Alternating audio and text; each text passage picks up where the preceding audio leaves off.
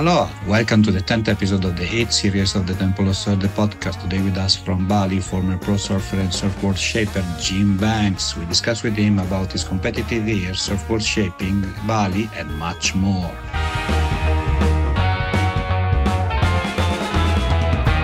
Hello, Mr. Banks. How are you? Welcome to the show. Where are you today?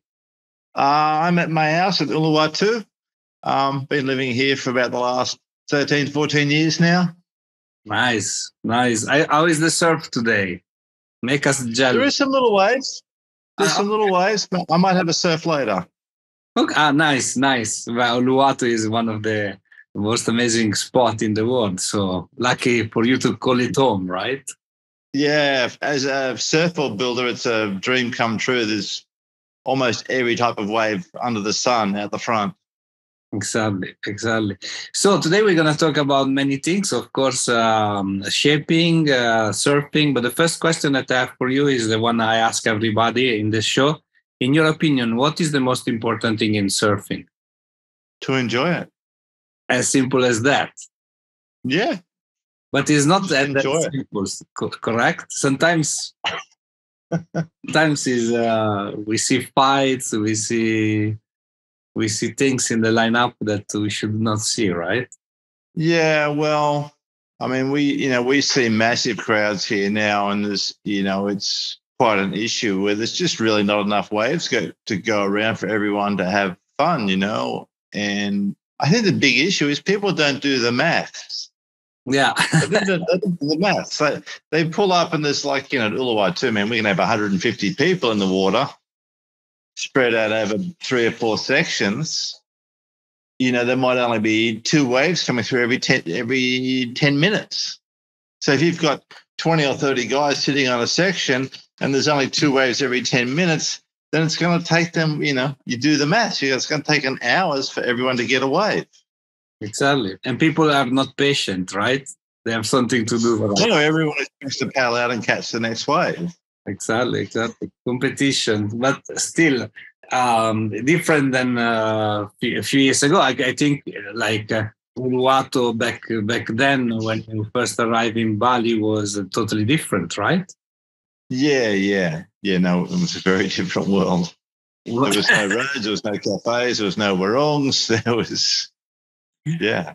Basically, there was kind of a few very people out there, and you had more waves for yourself, isn't it? Yeah. I mean, back then there was a lot of days there was no one at Uluwatu, So we had a taste of with COVID. We had some days with nobody in the water. That was pretty good. Yes, true. Then you were allowed to surf during COVID, or it was no. Okay.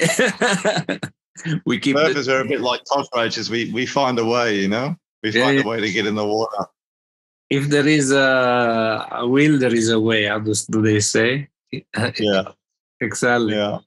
And so before talking about the shaping days of your life, of your career, let's talk about you as a surfer. In your opinion, what were the couple of milestones of your career as a surfer? For my journey as a surfer, I think some of the things that really shaped my surfing journey was getting Surfer magazine delivered. My parents bought me a subscription to Surfer magazine, and that would have arrived at that time. Surfer magazine just came out every 2 months. It was bi-monthly.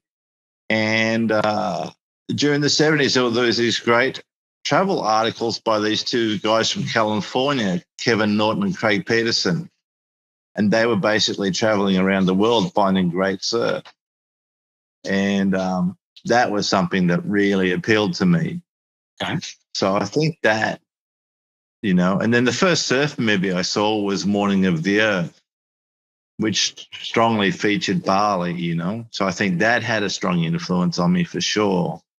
And then I remember we had I used to get in for a surf before school with my father, and we had this one year we had a lot of big storms and a lot of big waves. And I remember, I think I was 15 years old, and I was out early mornings surfing these pretty, for me, large waves. For me, huge, terrifying waves, huge waves. As a 15-year-old, pre-leg waves, no leash. And I remember taking off in this wave, and this huge section appeared in front of me, and I just pulled into the barrel.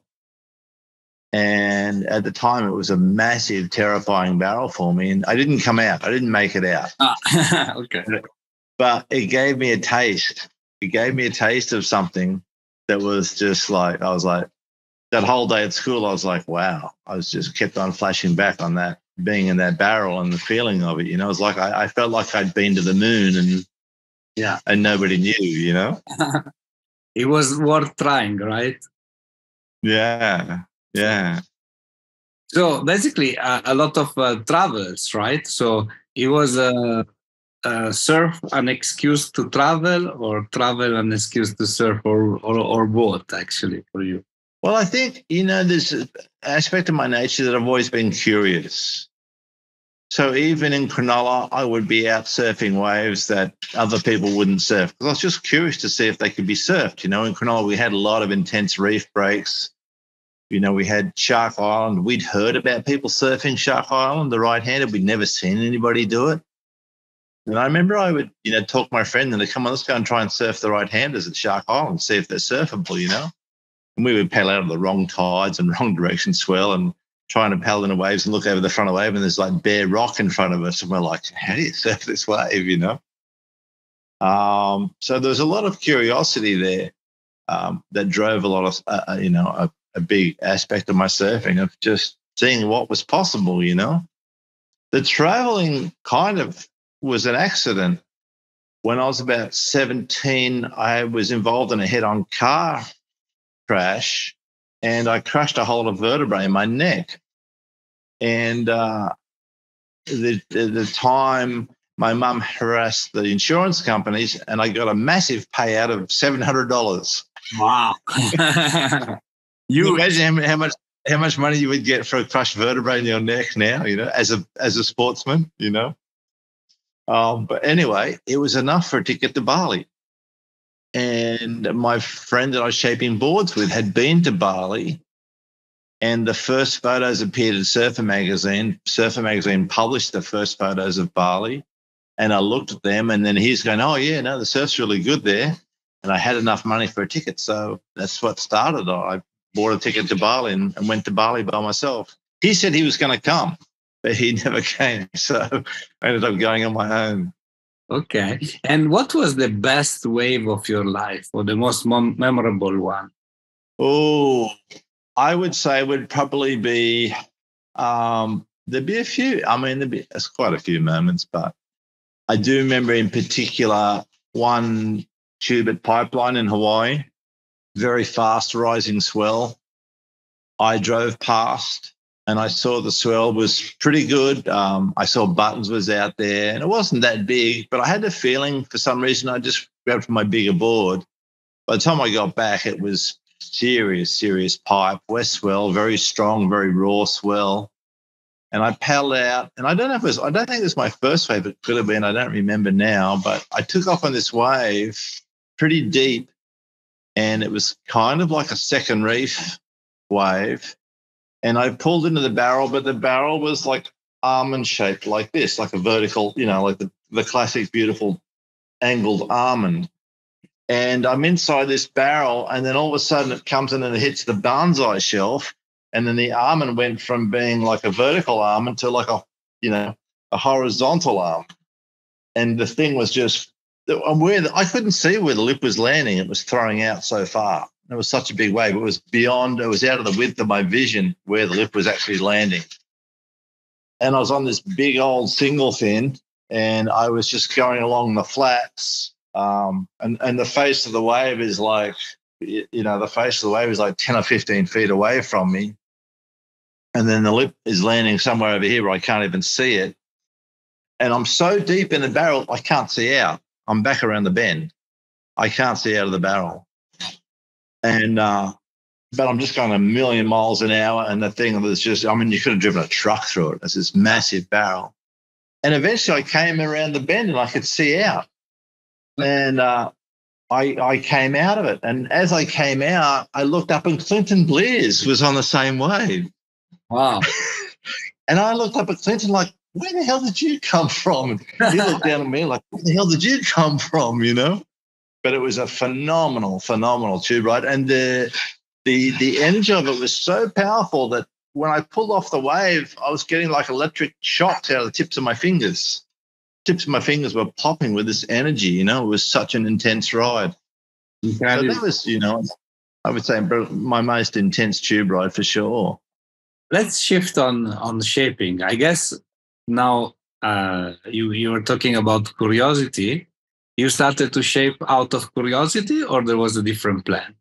My first surfboard I bought from a guy who lived around the corner from me who was making surfboards, and the deck delaminated and all the fiberglass started peeling off the deck.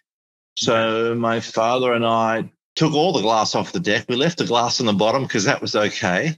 And I had these really bad ideas about what we should do with it and what shape we should make it, which we followed. And we reshaped it and reglassed it, and it's probably the world's worst surfboard. And it's still under my father's house. Okay. At least it's there. But that started us shaping. So I think when I saved up enough money to get another surfboard, I felt like I needed another surfboard.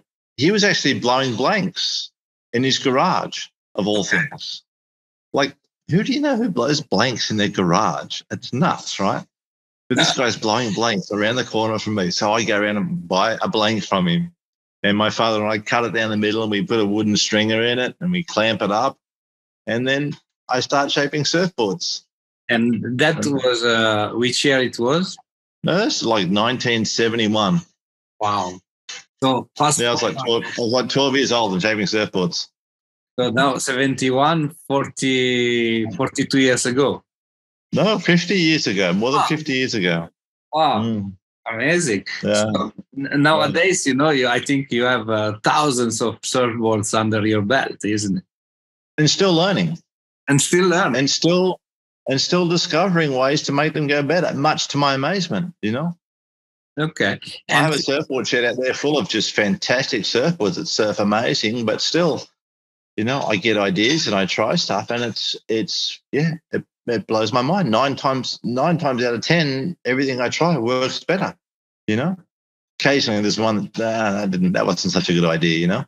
But still, my understanding of surfboard design and surfboard performance is continually expanding and developing. And those are hand shape, or using also the computer for some of them? No, I stopped hand shaping for 1996, I think. Okay. I did a series of boards. Actually, I was going to stop making surfboards altogether because I was getting sick from the chemicals. I was making bugger all money. I was frustrated actually with the lack of accuracy of the boards, you know. And so I made a final series of hand-shaped boards in 1996, and basically said, that's it, guys, I'm not going to do it anymore. Wow. And then about 5 years later, a friend turned up at my doorstep with one of the early computer programs. And I was like, wow, that would be interesting to have that level of control over the design. And, you know, I couldn't resist. I was like, oh, okay, I'll play with this, you know. And so I started, you know, playing with a design program, and it got me back into making surfboards again. And yeah, now everything I do is on the computer. And people think that the computer makes it easier. In one sense, it does make it easier to refine things and to control the shape. But man, it's taken me tens of thousands of hours to learn to get the programs to do what my hands do. Okay. You know, it's a massive learning curve to get the machine to do what my hands do. Yeah. But there is always like a kind of artisanal part, right? That nobody can really do what hands do, right? That touch that you have on the surfboard with your hand, the machine can never learn, right? At least you. Well, the machine's not going to have the intuitive response. No, Exactly. like like I still okay. The board comes off the machine. I don't mess with the bottom curves or the thickness. All of that is spot on. There's always a slight variation with the rail, and that's where the shaping skill comes in, is to pull a nice rail. And I always say it's like, how girls say I'm having a bad hair day. As a shaper, you have bad rail days. Of course. You're just fighting the blank the whole time to get it to where it needs to be. And then you have these other days, man. It's just you can't do a thing wrong. You're pulling the rail and just falling into place beautifully, and it's like, it's a real. For me, when I go and do 2 or 3 boards, it's not work. I love it. Yeah. I love it. I really enjoy seeing the shape to come together and cleaning it up, and I love seeing all the curves that I've meticulously created through the computer. And 2 or 3 boards is like, I love to do it. After if I've got to do more than 3 boards, okay, then it starts feeling like work. Okay. I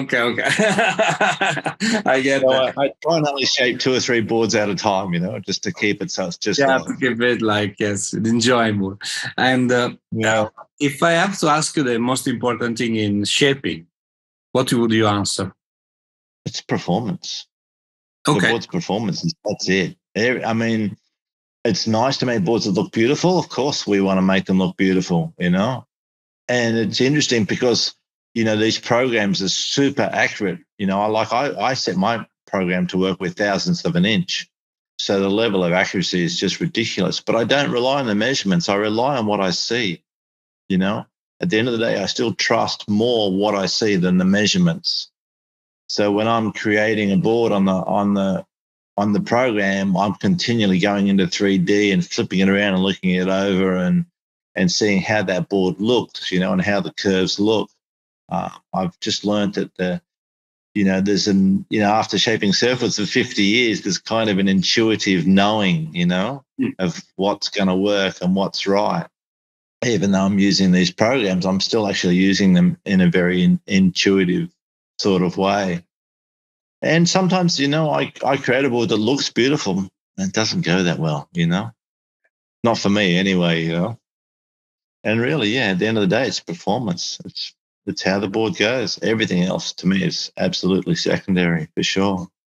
And talking about performance, have you ever received from a surfer, a pro surfer or non-pro surfer, a feedback on your boards that help you to improve something like a design or a shape or I tend to rely mostly on my own feedback of what I feel under my feet.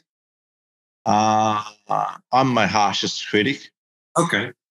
I will build boards for really good surfers, and it's great now because all the surfers all have video of themselves surfing, so I can look, and see how the boards are going, And there's some young kids here who are really good surfers, and they really push the boards to the limits. And I'll watch the video of it, and no, we can make that better, Mm-hmm. I can see in the ways the boards and the surfers going, I love this board. It's the best surfboard I've ever had in my life. And I'm going, no, we can make it better, Okay. And he keeps on saying to me, this one guy in particular, Max DeSantis, whose surfing's gone through the roof since we've been making his boards. He always says, I want a copy of this board. I never do. Okay. I always change it. I'll watch his surfing and go, we could just tweak that a little bit, And sometimes it's the most micro changes. That's the beauty of making surfboards. Just the most micro change can translate into such a huge different feeling under the feet. Yeah, as you said at the beginning, you're still learning, right? So you keep learning. Yeah, it's a constant discovery, journey of discovery. Yeah, and shifting, not shifting really, but talking about surfers.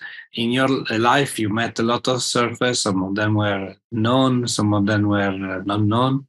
Was there a meeting with one of them that was particularly meaningful for you? Nothing's really coming to mind, probably because I was never very good at listening. I always just had my own ideas, the way I wanted to do everything, Okay. which was the sort I live by and the sort I die by, I Okay. look back and I wish I listened a lot more to to people Okay. sharing their wisdom and their knowledge. But I do remember, like, not so much a career thing, but just for my outlook in the water. I remember going to the desert in Western Australia back in the 80s, and there's some extremely good waves up in the desert. And there was, at the time, there was just sheep, these massive sheep properties, So there was no official camping anywhere. You basically just camped at the edge of the ocean in the desert. So you'd have these places where you'd have small groups of people camping out and surfing these incredible waves. And there was one place called the Bluff, and the Bluff had a whole thing in the lineup where it's like everybody waited their turn. Wow. There was none of this paddle out and paddle over the deepest and take the next wave. It was like, doesn't matter how good a surfer you were, everybody had to wait their turn.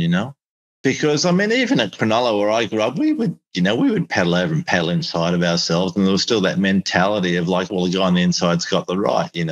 Yeah. So we would sort of be jockeying, to a certain extent and at times stealing each other's waves. So it was just such a beautiful thing to surf with everybody, Yeah. surf together.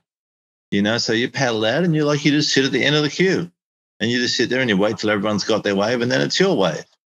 We try and do that here at up, a lot of Uluwatu now is so horribly crowded and out of control with people who don't want to wait their turn and want to steal waves and don't care about anybody else in the water. But there's parts of the reef that I surf with some friends and other people that live here, and we still try and hold that down to a certain extent. You paddle out and you wait your turn, Yeah. And we do that with each other. We all know whose wave is next, and we'll laugh and tease each other, but we know whose wave is next. Right. It's a respect, right?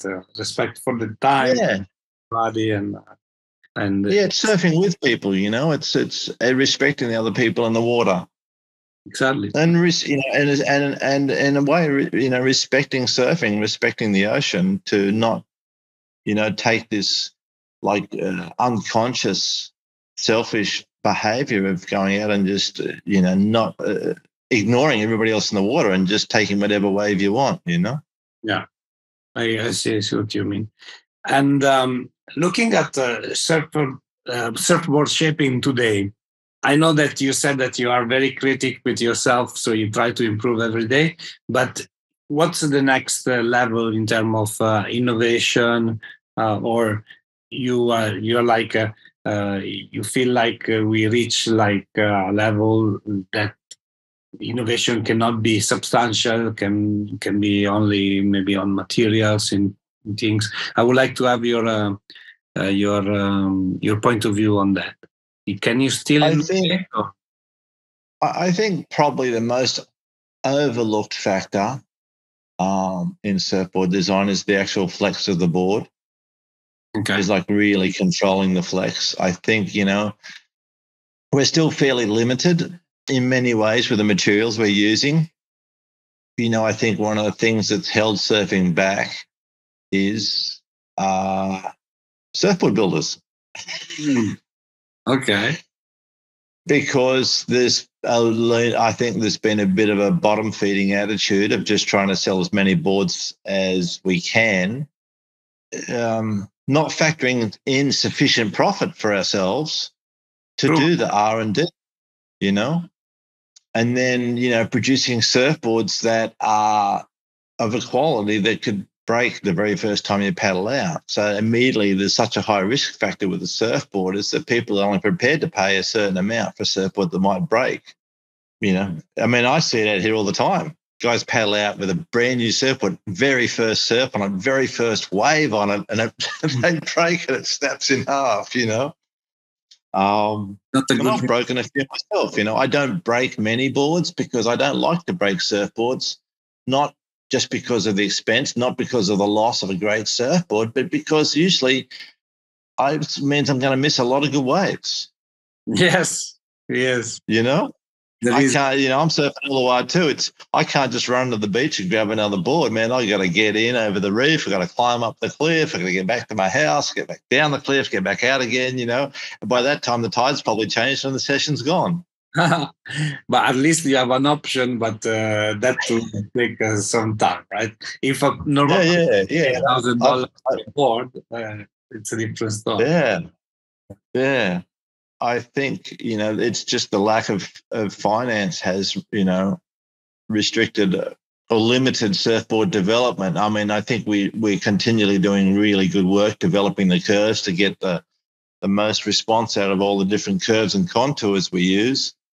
And there's a few people who have played around with flex, but to a large degree, it's still an area that's remained sort of fairly untouched, And something that George Greeno was doing back in the 60s was, consciously, meticulously developing the flex in his boards so the boards would have the response that he was chasing, Definitely.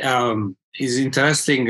One topic that I was able to not discover, but I discussed quite a lot in the podcast when talking with shapers is the fact that there is not much money left after you shape a surfboard, right? After you shape. No. I sell my boards for like $1,000, and at the end of the day, after I pay everyone, and pay for all the advertising. If I don't advertise, I don't sell at all. I'm lucky to make $100. Yeah, and that's actually it's. So you have two options: either to make a lot of surfboards, which can take also away the enjoyment if we got three by the time, as you said, or you have to increase the prices. But also there is a limit of how much money consumer can pay, right? And yeah, that's right. For sure. Sure. Yeah. No, we certainly don't do it for the money. No. I always say, look, the only people stupid enough to make surfboards are surfboard builders. Well, no, it's it's a passion, right? And makes it. Yeah, that's right. Right. Yeah, well, it's a funny one because I think, for people who have a small business like myself, yeah, it's a passion, but also there's a constant frustration and disappointment with the lack of financial return for the amount of energy we put into it, Yeah. And it is something that has to be in a certain way preserved, because a lot of people at the end of the day will go out of business if the equation is not profitable enough, right? Because how then they can sustain? Yeah. Well, yeah. I mean, I don't, like I've been making surfboards all my life and it's put food on the table, but, pretty much my life has always just been a pattern of going further and further into debt because the surfboards didn't pay the bills, and eventually sell the house to clear the debt and go build another house and start again, reboot. Okay. That's makes you busy, right? Keeps you busy. So in a certain way, is okay. Though it's like, for instance, the surfboard industry, talking especially with US, it's an industry that doesn't get any support from the state, right? So everybody's like left by his own. And, like in other industries like cars or whatever, the state's always trying to support, to give like, I don't know, tax reduction or whatever. While I think like on the surfboard industry, there is not so much recognition, if you want to say, on that. Then we don't want to open a huge chapter about surfboard shapers against the states, but nevertheless. Well, I think we all, that was the whole thing with surfing, wasn't it? It was really about sticking our finger up at the man, it was like, no, we're not going to work 9 to 5 in one of your crummy jobs and sit in your peak hour traffic. We're going to go surfing. Yeah. 70 cultural revolution. Yeah, that's right. That's right, for sure. That was a huge, appeal of the whole surfing culture in the 70s was like, no, we're not going to follow your slave mentality, Exactly. So I know I understand what you're saying. So we're gonna finish our interview with a short Q&A session. So please answer the first thing that comes up to your mind. Okay. Oh, okay, sure. The best surfboard that you ever rode. That's a really tough question. I have a lot of really good surfboards. Oh man, I don't know. I mean, my little 6-foot twin fin pintail I was surfing last year. Okay. It's a pretty good surfboard. A lot of the boys were going, "Hey Jim, don't get off that board. You're surfing the best we've seen you surf in years." So yeah, maybe that one. I don't know. I couldn't say this one board. It's too many of them. Okay. Favorite shaper of all time? I'm not that sort of person. I don't have I don't think that way, you know? There's so many great shapers out there. I love to look at their boards, you know? And I see, a lot of shapers are doing very similar stuff to me. And of course that appeals to me. I do remember back in the 70s, I would love the look and the response of like Tom Parrish's boards in Hawaii. I think I always dreamed of being able to surf certain boards, shape boards that look like his. And it's funny because just the other day, I was changing some curves in some boards and I was shaping myself a single fin. And when I got to the factory and I saw it come off the machine, I looked at it and went, "Oh man, this looks like one of Tom's boards from the 70s. Nice. I was stoked. Nice, very stoked, yes. Your personal question, your favorite song or kind of music? Same thing. I love so much different music. I'm terrible for this.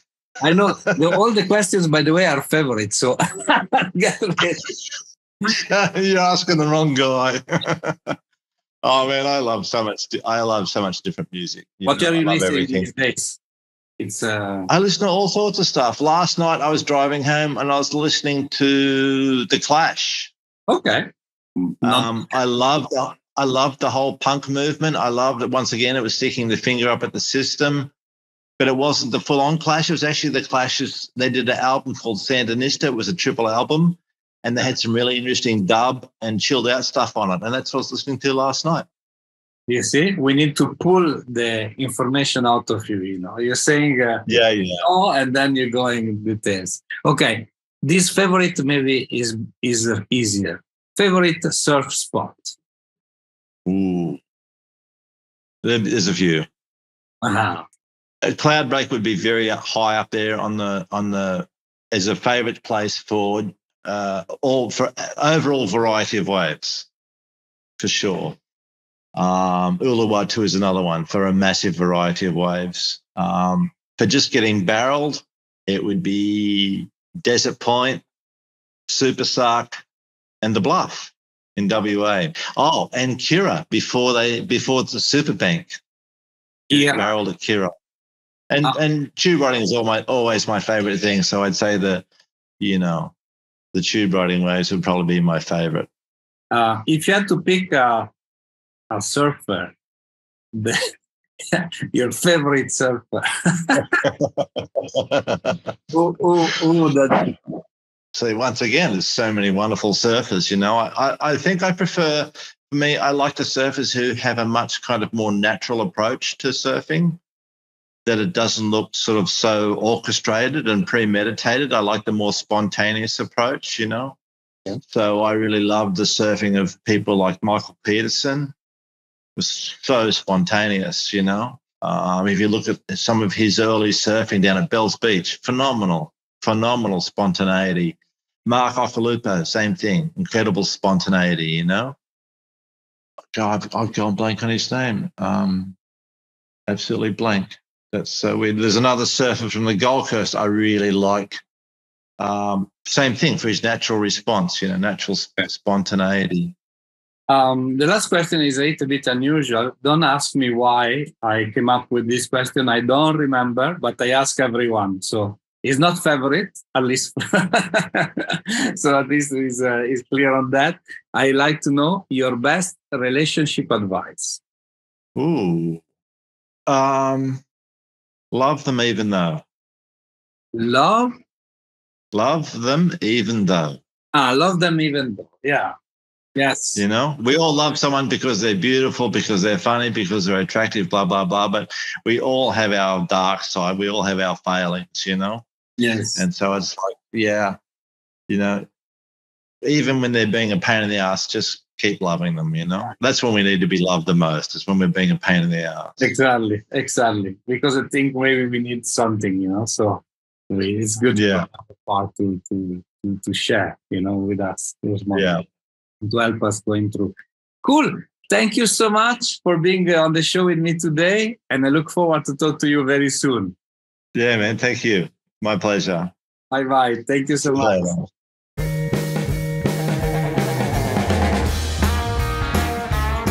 Hi, it's me again. I hope you enjoyed our today's episode. If you want to know more about us, please follow www.thetempleofsurf.com and all our social media. Mahalo!